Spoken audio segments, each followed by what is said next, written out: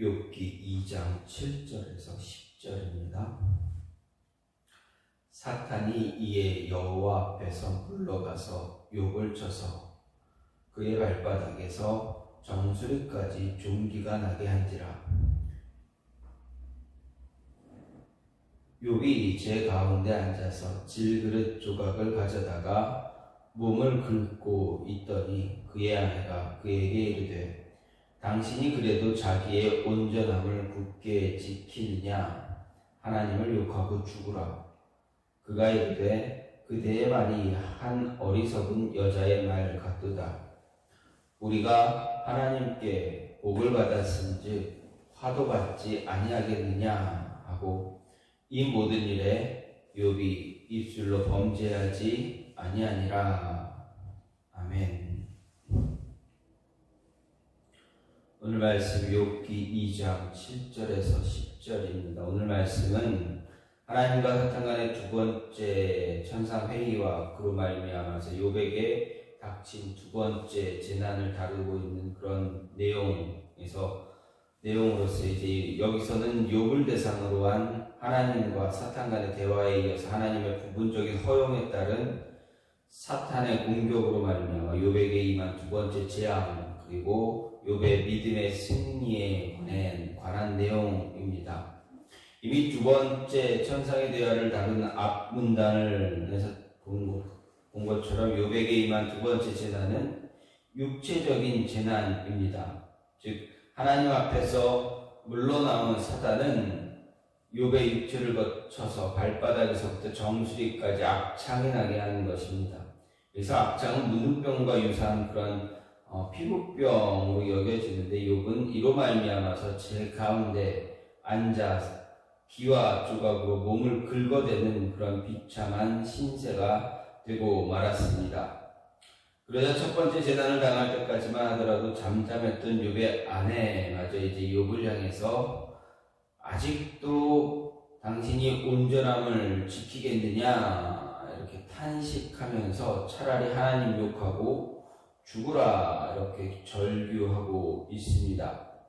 하지만 욥은 거듭된 재난으로 인해서 견디기 어려운 상황에서도 도리어 어떻게 합니까? 그의 아내를 책망하며 하나님께 복을 받았은즉 재앙도 받지 않겠느냐 이런 말로 하나님의 주권을 인정하는, 그리고 하나님의 주권을 존중하는 그러한 신앙의 자세를 보여주면서 결코 입술로도 하나님께 죄를 짓지 않는 모습을 보여줍니다. 이렇게 해서 욥의 신앙이 기복적인 것이라는 사단의 주장은 욥을 공경에 빠뜨리고 결과적으로 멸망하게 하려는 모함에 지나지 않았다라는 것, 그리고 욥의 신앙이 진실된 것이다라는 것을 분명하게 드러나게 해 주었습니다. 이 사단은 더 이상 나타나지 않는데, 욥기에서 이제 사탄은 더 이상 등장하지 않는데, 이것은 사탄의 패배와 욥의 승리를 암시하는 것을 보여줍니다. 물론 이 욥과 친구들 간의 거듭된 논쟁은 아직 욥에 대한 사단의 시험이 다 끝나지 않았다라는 것을 의미합니다. 즉 욥의 세 친구들이 사단을 대신해서 욥을 시험하는 그러한 역할을 했다라는 것입니다. 하지만 욥은 친구들과의 논쟁 중에서도 직접적으로 하나님을 원망하거나 욕하지 않는 모습을 가지고 끝내 하나님으로부터 그의 온전한 신앙을 확인받게 되어집니다. 이런 가운데서 오늘 말씀 7절부터 10절 말씀을 볼 때 우리가 생각해 볼 수 있는 것, 욥의 아내가 욥에게 이야기합니다. 아직도 당신의 온전함을 지키겠느냐, 차라리 하나님 욕하고 죽으라 라고 했던 이 말씀을 보면서, 이야기를 보면서 그리스도인은 신앙인으로서 하나님 앞에서 온전한, 다른 말로 하면 순전함을 지키려면 어떻게 해야 될까? 어떻게 하면 온전함을 우리 가운데서 온전함을 지킬 수 있는가? 오늘 말씀을 통해서 이렇게 생각해 볼 때 먼저 자신이 낮아졌다라는 것, 낮아짐을 인정하고 받아들일 수 있을 때 온전함을 지킬 수 있다라는 것입니다. 오늘 말씀을 보면 욥이 제 가운데 앉았다라고 이야기합니다. 그리고 하나님께 복을 받았으니 화도 받지 않겠느냐라는 이러한 대목이 나오게 됩니다. 이 대목을 보면서 받은 것을 인정할 줄 알 때 낮아짐도 이겨낼 수 있다라는 것입니다. 욥의 고백을 보게 되면, 특히 10절 말씀을 보게 되면 그대의 말이 한 어리석은 여자의 말 같도다. 우리가 하나님께 복을 받았은즉 화도 받지 않겠느냐, 이렇게 이야기합니다. 하나님께 많은 것을 내가 받았으니 하나님이 가져간다 하신들, 아니 하나님이 복을 이루 말할 수 없는 복된 것들을 나에게 주셨으니 그 가운데서 잠시라도 힘들고 어려운 것을 주신다 한들 내가 거기에 어떤 말을 할 수 있겠느냐라는 것입니다. 여러분 생각해 보십시오. 이런 모습을, 이런 말씀을, 이런 고백을 할 수 있다라는 것, 이거는 쉬운 고백이 아닙니다. 왜냐하면 하나님께서 모든 것을 만드시고 모든 것을 주관하시는 분이다라는 것을 인정하는 그런 모습이기 때문에 그렇습니다. 세상의 온갖 모든 것들을 하나님께서 만드시고 생사화복을 다 주관하시는 분이기에 나에게 그동안 많은 은혜를 주지 않았느냐, 내가 그 은혜를 받았은즉 받아왔기 때문에 우리가 지금까지 그렇게 행복하게 살았던 것 아니냐. 그런데 잠시 이러한 어려움이 닥쳐왔다고 해서, 나에게 이런 힘든 일들이 있다고 해서, 내가 제 가운데 앉아서 질그릇 조각으로 내 몸을 긁고 있는다고 해서 내가 하나님을 원망할 수 있겠느냐? 원망할 수 없다라는 이 욥의 이 고백이, 자신이 받은 것을 인정했다. 그래서 하나님이 주신 것, 이런 고난도 받을 줄 알아야 되지 않겠느냐라는 그러한 고백입니다. 하나님께서 모든 것을 주관하시는 분이기에 하나님이 주시고 하나님이 잠시 취해 가시는 것 뿐인데 그것을 어떻게 내가 어찌할 수가 있겠느냐라는 고백입니다. 우리는 우리의 삶 가운데서 하나님께서 주시는 것들이 참 많이 있습니다. 우리가 받은 것이 너무나 많습니다. 그런데 그 받은 것을 당연하게 여기고 있다면 욥과 같은 고백이 우리에게 나올 수 없다라는 것입니다. 어떻게 보면 우리가 살아가는 하루하루의 삶이 늘 반복적인 하나의 똑같은 패턴으로 계속 이어지고 있기에 우리는 그것을 감사할 줄 모를 때가 참 많다라는 것입니다. 당연한 것처럼 여길 때가 많다라는 것입니다. 하나님이 우리에게 주시는 그 행복이 너무 당연한 것처럼 받아들일 때 우리는 그 사이에 잠시 어려움과 힘든 일이 오게 되면 원망하게 된다라는 것입니다. 하지만 그것을 당연한 것처럼 받아들이지 않으면 그 모든 것이 하나님이 지금까지 우리에게 주신 은혜였음을 우리가 진심을 다해서 고백한다면 잠시 어려운 순간도, 힘든 순간도 이겨낼 수 있다라는 것입니다. 하나님을 원망하지 않고, 하나님께 불평불만하지 않고, 하나님 앞에서 따지지 않고, 욕하지 않고, 등 돌리지 않고, 끝까지 하나님 바라보며 따라갈 수 있다라는 것입니다. 물론 그 순간은 매우 어렵습니다. 힘듭니다. 이겨내는 것이 결코 쉬운 일이 아닙니다. 그럼에도 불구하고 감사함으로 따라갈 수 있다라는 것, 그것은 받은 것이 있기에, 내가 지금까지 누려온 것이 있기에 잠시 빼앗기는 것도, 하나님이 가져가시는 것, 하나님께서 그 주시는 것을 멈춘다 할지라도 원망할 수 없다라는 것입니다. 우리가 잘 아는 야곱의 11번째 아들 요셉, 그의 삶이 얼마나 파란만장합니까? 아버지의 사랑을 독차지하다가 어느 순간 모든 것을 다 잃어버립니다. 원망하고 불평하고, 그러므로 인해서 하나님 앞에서 자신의 신앙을 버리고 하나님께 등을 돌린다면 그의 인생은 어떻게 되었겠습니까? 자신에게 다가온 그 환난과 고난들, 하나님께서 분명 어떤 계획이 있으시기에 자신을 이런 힘든 어려운 상황 속으로 몰아가고 있다라는 것을 그가 깨닫게 됩니다. 그래서 나중에 형들을 만났을 때 뭐라 고백합니까? 형들에게 분명하게 이야기합니다. 당신들이 나를 판 것에 대해서, 나를 이곳에 먼저 보낸 것에 대해서 죄책감 갖지 마십시오. 다 하나님의 뜻이었습니다. 하나님이 나로 하여금 내 백성, 내 가족, 내 아버지, 당신들, 형들 모두를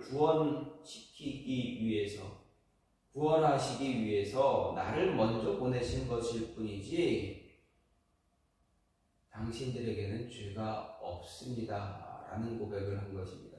물론 그 상황들을 이겨내고 그 상황들을 벗어나기 위해서 요셉은 처절한 몸부림을 쳤습니다.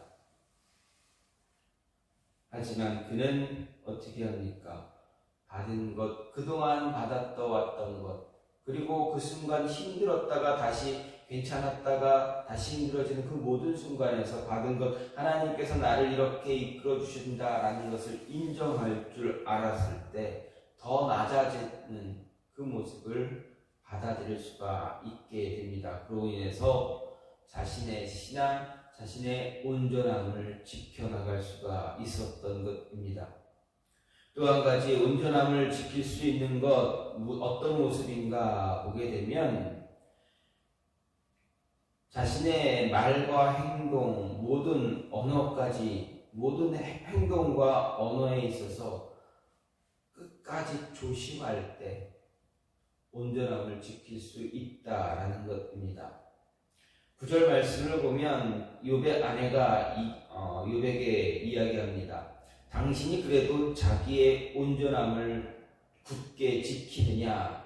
하나님 욕하고 죽으라. 이렇게 이야기합니다. 그리고 10절 말씀을 보면 이 모든 일에 욥이 입술로 범죄하지 않았다라고 이야기하고 있습니다. 우리의 온전함을 지키기 위해서는 우리의 행동뿐만 아니라 말 한마디도 매우 조심해야 합니다. 말을 함부로 하게 되면 어떻게 됩니까? 우리의 신앙의 온전함을 지키지 못하게 되어집니다. 보이지 않는 곳에서 우리는 쉽게 말을 할 수가 있습니다. 글로 비방하는 모습 우리가 가질 수가 있습니다. 내 얼굴이, 내 이름이 드러나지 않기에 우리는 뒤에서 이렇다 저렇다 함부로 내 마음대로, 내 감정대로, 내가 하고 싶은 이야기 그대로 아무런 필터 없이 그대로 밖으로 내보내는 경우가 참 많이 있습니다. 이런 모습은 우리의 온전함을 방해하는데 가장 쉬운 모습입니다. 행동 하나, 말 하나하나까지 아주 작고 사소한 것 그 하나까지 끝까지 조심하지 못하는 그런 모습을 가질 때 우리는 신앙의 온전함, 우리의 믿음의 순전함을 지키지 못하게 된다라는 것입니다. 특히 요즘 시대에 우리가 직접 입을 거쳐서 우리 입으로 말을 하지 않지만 얼마나 쉽게 상대방을 아니면 다른 사람들을 비방할 수 있는 모습들이 얼마나 많습니까? 쉬운 예로 보게 되면 인터넷 댓글 같은 것을 달 때 우리는 얼마나 쉽게 이야기하고 있습니까? 세상 사람들 얼마나 쉽게 말을 하고 있습니까? 무슨 사진 하나, 말 한마디 하나 쉽게 하지 말 한마디 하나 꼬투리 잡고 거기에 댓글을 달게 되면 상대방은 어떻게 됩니까?